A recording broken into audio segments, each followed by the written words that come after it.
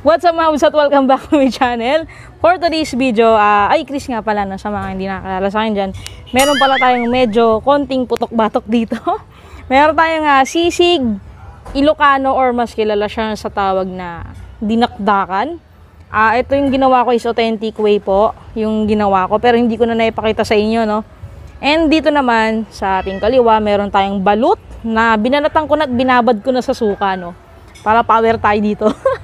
Tapos ayun, syempre, tubig lang tayo. Game. Yun. Galing po ako siya sa biyahe, kaya medyo nagmamadali tayo. Pero bago tayo kumain ng kanin, gusto ko muna magbalot kasi crave po talaga ako sa balot. Diyos mio. Ayan. Ayan. Ayan mga kabisat, kain po. Balut. Hmm.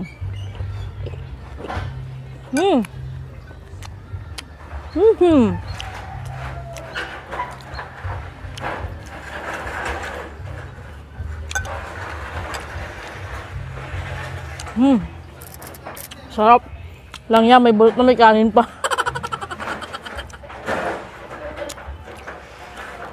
Nakdakan.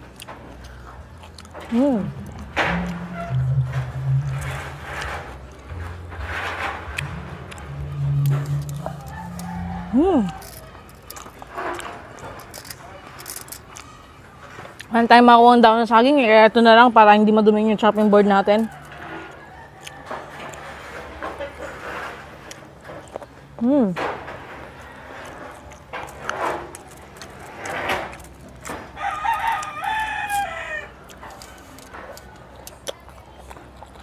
Nakalimutan ko display yung siling labuyo dito.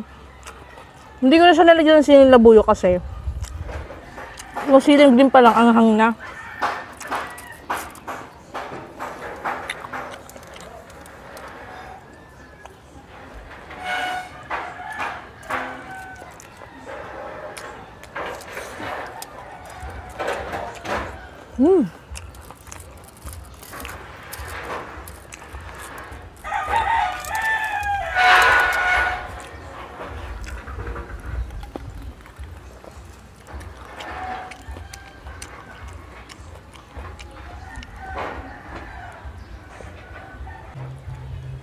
So lang, pinag-iisipan ko sisig ba gagawin ko o ano, o dinakdakan. Na mas yung dinakdakan. Ayun.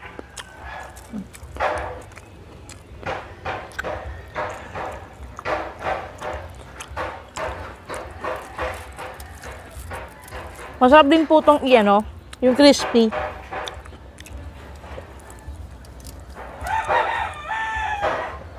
Pero yung mga nakaraang kasi nakaraang dinakdakan ko na kinakain sa mukbang, crispy na. Kaya ito yung ginawa ko. Boiled tapos grilled.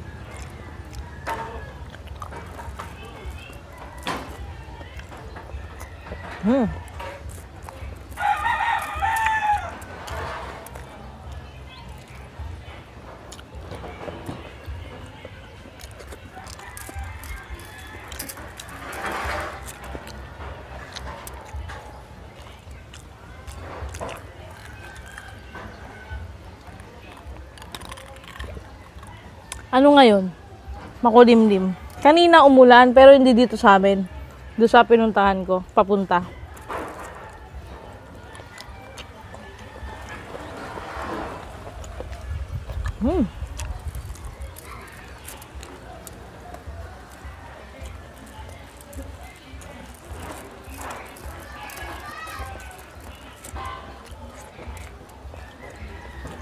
Hop.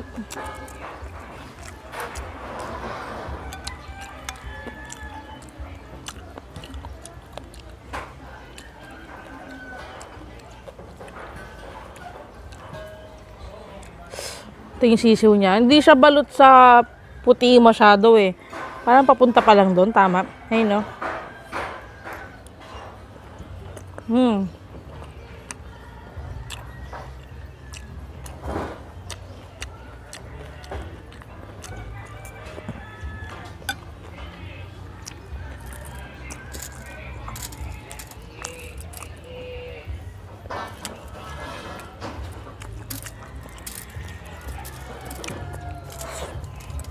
Mm.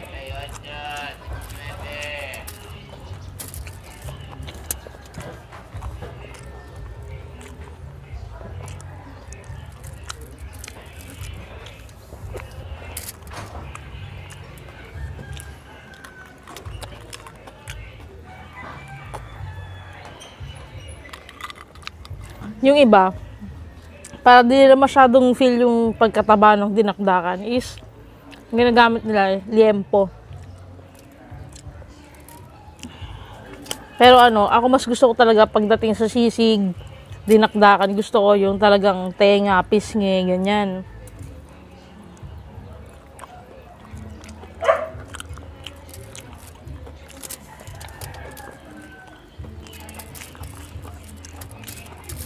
Yung ulam nila dito sa bahay, meron pag ganito pero may ulam kasi dito sa bahay, gulay, sarap. Nabili ni mama doon yung gulay sa naglalako. Kung kumakain kayo ng ano nga ba yun? Hagod, yung bunga ng malunggay. Tapos nilagyan ni mama ng kalabasa, talong, ampalaya at saka talbos ng sitaw. Yun.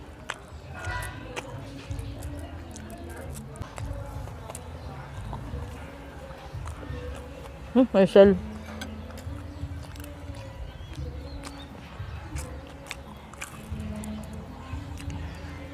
Parang gustong kumain ng ano, gulay. Natatakam kasi ako dun eh.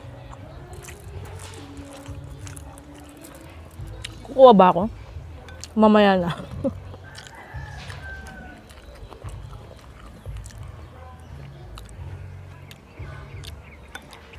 I love spicy food pero hindi ko kayang kumain ng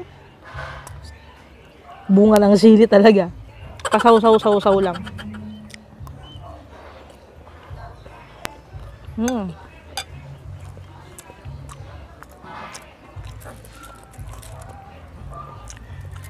Gusto ko talagang kumuha ng gulay.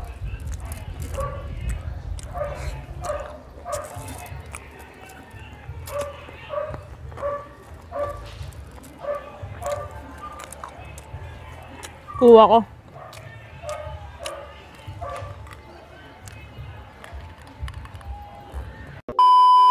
Ito na yung gulay. Ayan, di ko lang kung saan ko lalagay. Dito na lang muna. Ayun oh. Talbos ng sitaw. Kalabasa.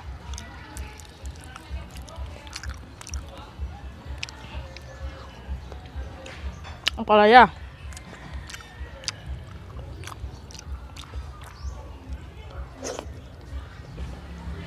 Talong.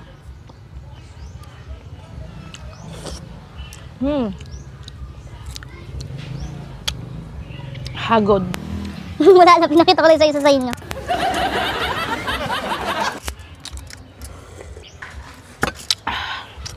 Sarap kasi itong gulay.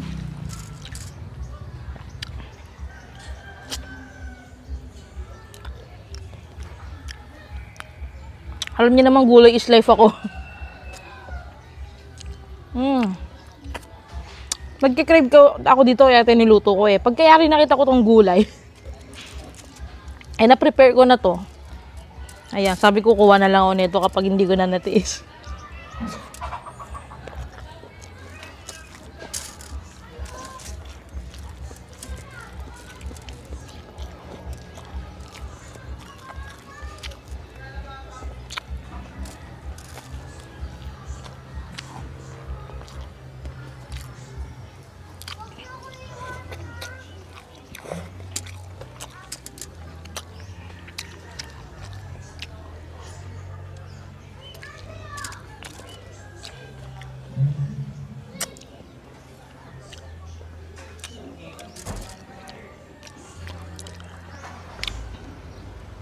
Sarap.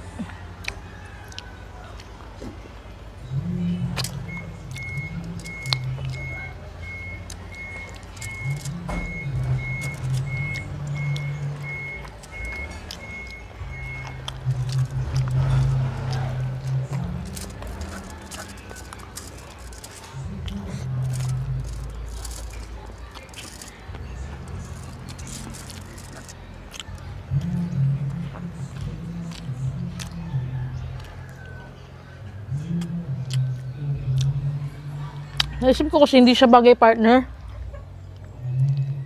Pero parang Ilocanong luto din to, no? May iba?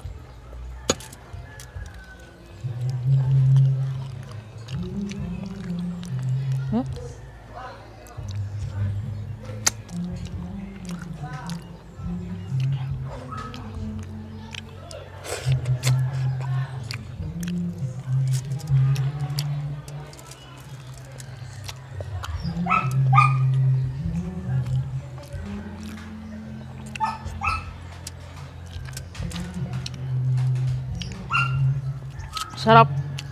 Itong hagod, ni mama to doon sa ano, kaibigan niya. Merong, yung tapat ng bahay, merong tanim malunggay. Kasi yung malunggay namin, may bunga kaya lang, sobrang tataas.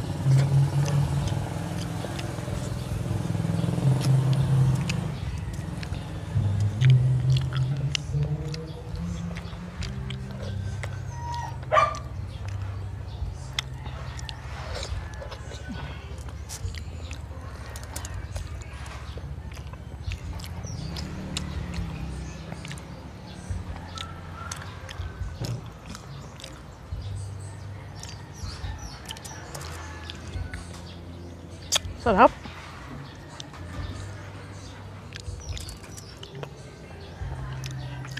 Wait lang ha.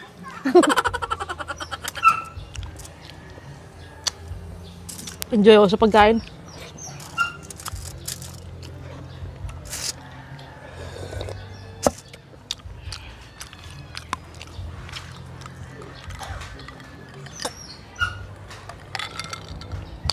Sabi ni mama, wag ka daw ubusin yung balut. Sabi ko, hindi man.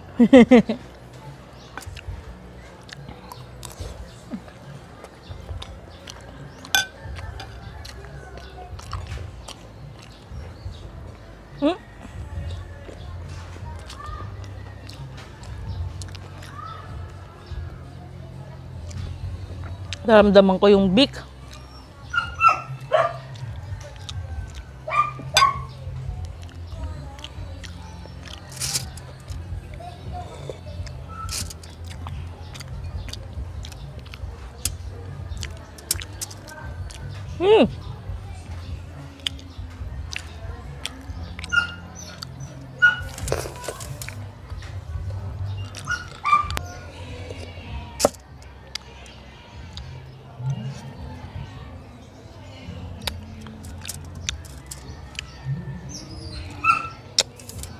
Hindi ni akin. Kaya tuloy ako. Gusto ata niya itabi ko siya rito.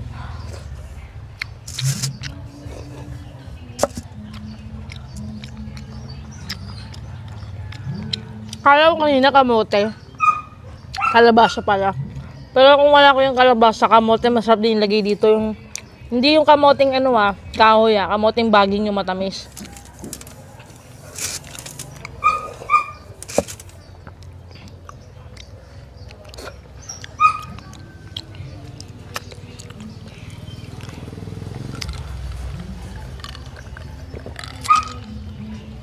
And last, nababad na sa suka to.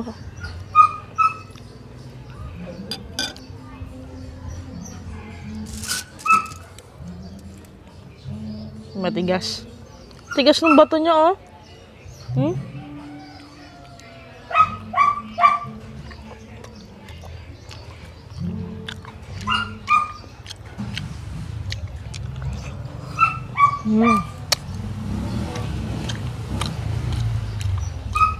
Alam niyo na mamiss ko, bukod sa penoy. Yung penoy na may sabaw. Alam niyo ba yun, yung basa? Hindi yung penoy. Meron kasing penoy na mukhang nilagang itlog lang.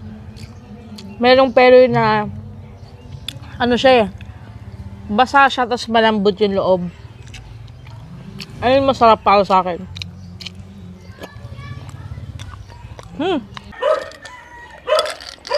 Yun. And salamat sa panonood. Kung nagustuhan niyo itong ginawa ko, please subscribe and hit the notification bell and paki-like na rin po yung video na to. So, ayun lang po until next video. Bye, God bless.